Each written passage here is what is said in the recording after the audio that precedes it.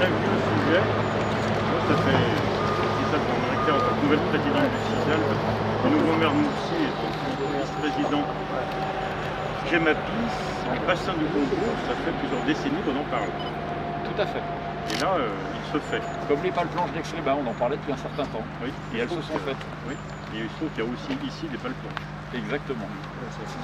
Voilà, elles sont là-bas. Sous vos pieds. Ah oui. Sous nos pieds. D'accord.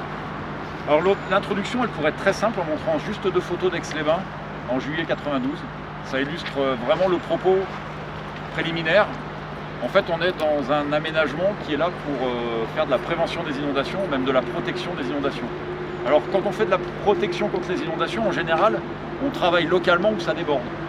Mais là, en fait, travailler là où ça déborde, dans Aix-les-Bains, comme ça a été le cas en juillet 92, ce n'est pas possible. En fait, il faudrait refaire toute la Chaudane dans la traversée d'Aix-les-Bains jusqu'au Tillet à l'hippodrome, ce qui n'est pas possible. Ça coûterait très cher et ça serait énormément de nuisances. Donc la solution qui a été retenue, c'est un petit peu ce qui s'est passé après les événements meurtriers de Nîmes en 88, c'est qu'on a fait des bassins en amont de la ville pour justement faire en sorte qu'on puisse stocker les orages d'été, puisqu'en fait juillet 92 c'est un orage d'été de 80 mm en 80 minutes. On est sur des intensités qui sont comparables à celles qu'on a observées sur la Vésubie, sur Vaison-la-Romaine, c'est les mêmes intensités. Torrent. Voilà, c'est tout ce qui tombe ruisselle, qu'on soit sur un parking, dans de l'herbe, etc. Tout ce qui tombe ruisselle et ça arrive en bas. Alors ce ne sont pas des gros volumes, justement, parce que c'est très court. Donc c'est pour ça qu'on cherche à les stocker en amont de la ville. Et donc la protection d'Aix-les-Bains par la Chaudane, puisqu'elle avait débordé en juillet 92 devant les thermes Chevalet, et ensuite elle s'était dispersée dans toute la ville et finie en bas devant la gare, et ben c'est de stocker à peu près 50 000 m3 à 3 endroits différents. Donc le premier c'est ici. Christophe prendra la main après pour vous expliquer comment on a créé ce bassin avec les entreprises. Donc c'est un bassin de 17 000 m3. On a de l'autre côté, vers la maroquinerie, déjà un bassin existant qui fait à peu près 1000-2000 m3 qu'on va tripler pour le passer à 6000 m3. Alors là, on sera sur Aix-les-Bains pour le coup. C'est celui des Combaruches. C'est celui des Combaruches. Et puis il faudra qu'on trouve 25 000 m3 sur la Chaudane, puisqu'en fait, le débordement de la Chaudane, c'est la Chaudane plus le Congo plus les Garins qui passent à Combaruches. Et donc voilà, la protection, elle passe par là.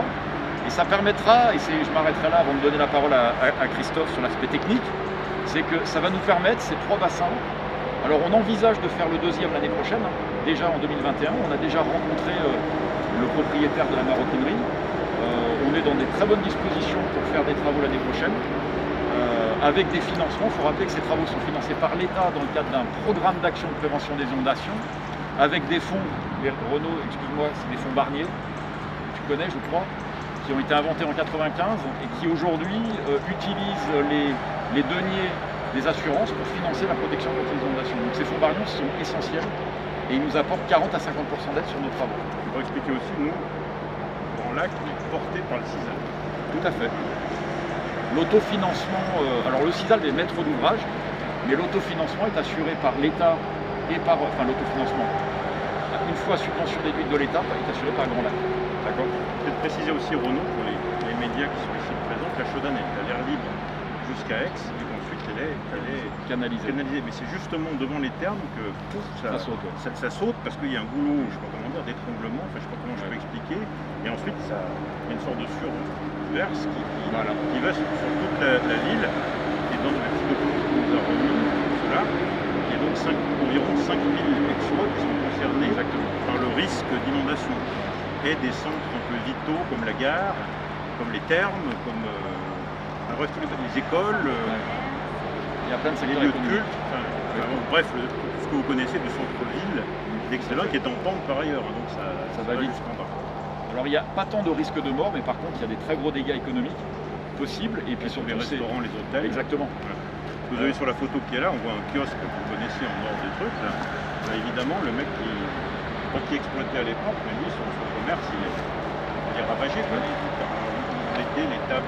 Voilà le passage à Aix-les-Bains, sur la route centrale. Et puis ça, c'est au palais des Congrès. Hein. Ah oui. Ah ouais, donc ça a vraiment été une inondation assez catastrophique.